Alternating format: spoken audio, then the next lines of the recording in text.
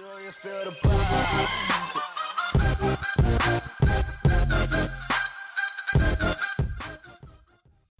What's up, YouTube? It's Carolina Calvin coming back to you with another video. In this video, I'm not doing a recap. My question to Panthers fans: are the Carolina Panthers in trouble? I know it's just week. We're not even at the halfway point of the season, and I'm making a video like this. But it's come from observation of watching the games. Now, I was a bit harsh on them on Twitter after the most recent loss to the Redskins. The Redskins pick up the win 23-17. I will talk about numbers in this game, but I won't go really deep. But it's going to kind of point out problems with the Carolina Panthers and overall as a team. Now, in the Redskins game, mistakes. You had 3 turnovers, 2 fumbles by DJ Moore, interception by Cam Newton, and the Redskins got 10 points off of it on short fields.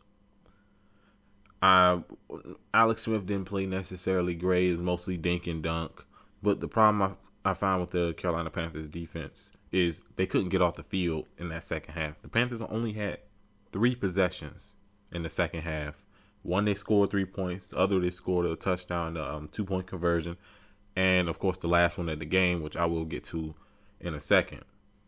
Offensively, they start out so slow. And in today's NFL, you have to be able to move the ball because it's so difficult to play defense. You're not going to have these low-scoring games. And once they started to go through the air, they were able to put up points.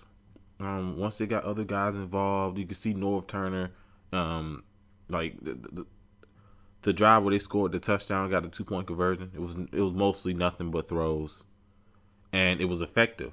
And I think there should be more throws as the season goes on because this running crap, it could work in terms of,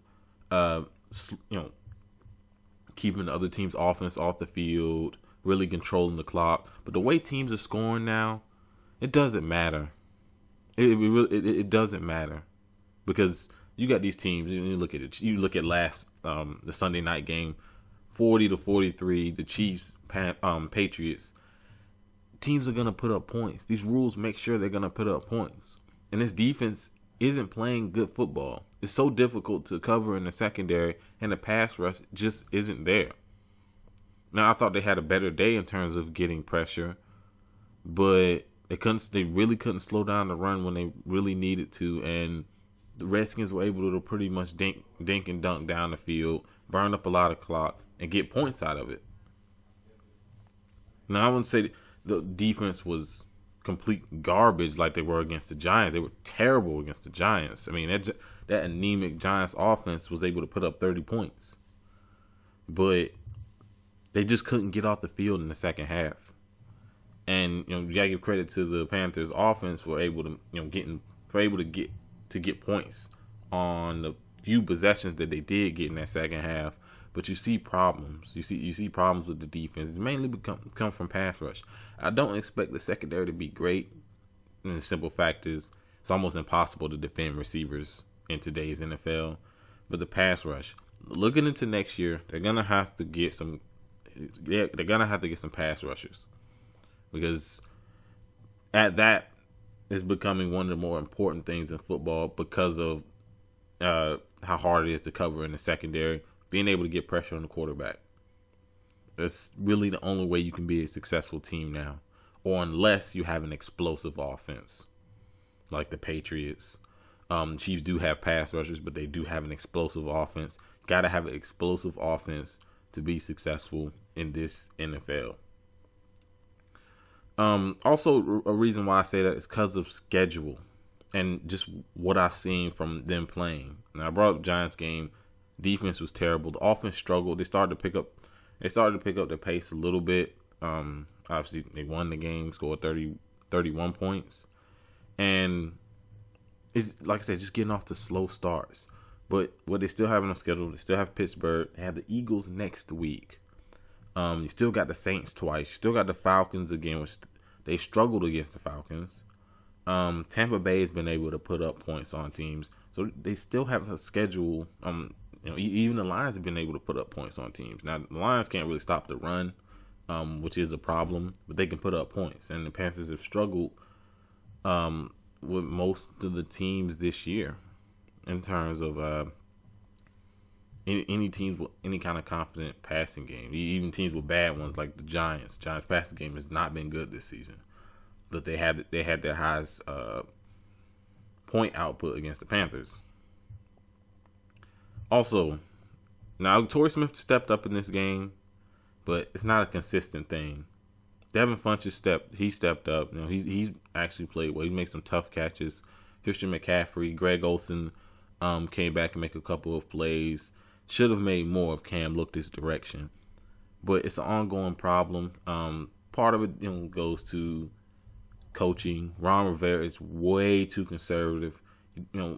Now I've seen so many teams go for like 4th and 1s and stuff like that I've seen in a long time, and you understand why. Because these teams don't want to give the ball back to the other team's offense. So you have to be more aggressive, especially when you're on the plus side of the field and you're trying to get points. You ain't trying to get no field goal. Field goal does nothing. Unless the field goal is a game-winning field goal. Field goals early in the game, the mid part of the game, they don't do anything. You have to put up touchdowns to win in today's NFL consistently, because teams are going to put up a lot of points. But like I said, remain on the schedule. You still have some tough teams. And just the way this team plays, like, they're getting off the slow start. They struggle with comebacks because of the way the offense is. You want to be this conservative run offense. I'll tell you how many times they ran the ball. But mind you, they were down they only ran the ball 18 times just because they were down. Cam threw it 40 times. And I think they should throw it more. I'm kind of done with this. Keep running. Okay, you got the lead. The game's close. Yeah, you run the ball. You want to wear out the other team's defense, which allows you to burn clock and pretty much get the game over quick. But if it's not working, go away from it. Because you'll see these games where they'll stick to the run and it's just not working. They'll run it 30 times. Now Cam's always going to add to the running game just because he's going to run it 7-8 times. He ran it 9 times in this game. I'm fine with that because usually he gets good yardage out of when he does run. But you just see, man, this team, it's either making mistakes. One side of the ball plays poorly. It starts, they have slow starts. You see a lot. And Rivera is so rigid that, you see him come into halftime. You see him come into the games. It's like, did he even game plan for this game? You look at film study. You look at the strengths and weaknesses of the teams you're playing against. I mean, it's common sense. Something's not working as you go through the first half, you get into the second half, you change things based on that. Now, offensively, I felt like they changed things. Defensively, they did not. They should have sent more pressure after Alex Smith, played tight coverage on these receivers. Receivers aren't that good in Washington. Now, like I said, the Panthers secondary isn't great, but the receivers in Washington are not that good. Tight coverage, because Alex Smith is a dink and dunk quarterback. He's going to throw it short. He's going to try to burn up clock. He's going to go for what the defense gives him. If you give him that short yardage, 2, 3, 4 yards, he's going to take it. He's going to dink all his weight, all the way down the field. And that's essentially what they were doing in that second half. And you saw no changes with the defense. The defensive coordinator is a moron. Ron Rivera, you just look at this guy. He makes up lame excuses. It's kind of like Bill Belichick. But Bill Belichick adapts like a robot. He comes in with the game plan. He comes in, he sees what's going to work. They get into halftime, and you see them do something completely different based on what they saw the other team was doing in the first half. So Bill Belichick can be as bland as he wants in his interviews because we know that he can adapt. But Ron Rivera, conservative. He punts on your 4th and inches, he'll punt it. You got a running quarterback like Cam who can easily get that sneak, he'll punt it. That's the type of coach he is. So I find it hard to. And I'm probably the only one, but I said in the past I always wanted him gone. Yeah, he won Coach of the Year. He had to. Team went 15-1, made it to the Super Bowl. He was going to win Coach of the Year. But I just don't like the way he fails to make changes as the game goes on. Now let's talk about Cam and that final drive. I thought he made some great throws to get down the field. But it was when they were on, I think they were like on a 15, I think. It was something like that. They were like on the 15. He takes his shot in the end zone to Christian McCaffrey. There was some pressure, so it was an off throw. Okay, you took your shot. That was second down. Third down. Some reason he takes another shot to the end zone, but you got Greg Olsen right there, wide open. Who beats the cornerback, and it's a first down. Could be possibly a touchdown because it needed a touchdown field goal to pretty much win the game. Guys coming across. Greg Olsen comes across wide open. It's a throw Cam could easily make. It's a catch that Greg Olsen's been making for years. And he didn't take it. He tried to go for the end zone. Okay, fourth down. Christian McCaffrey and Greg Olsen had an opportunity and they were open. He throws it to Jarius Wright instead of Greg Olsen and Christian McCaffrey. Those are two guys you want to look for because they're your go-to guys. Hell, Devin Funchess. Those are your go-to guys. You throw it to Jarius Wright.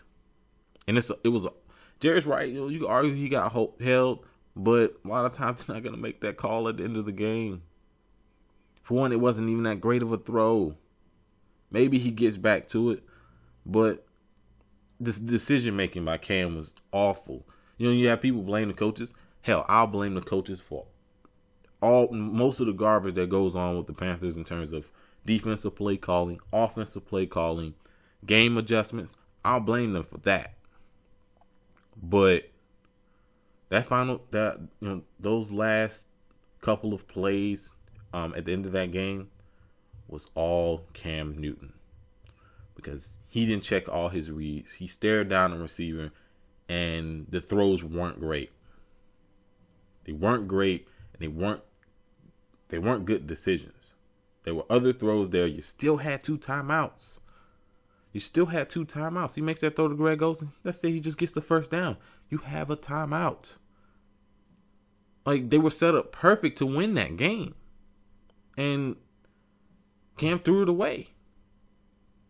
And that's one thing.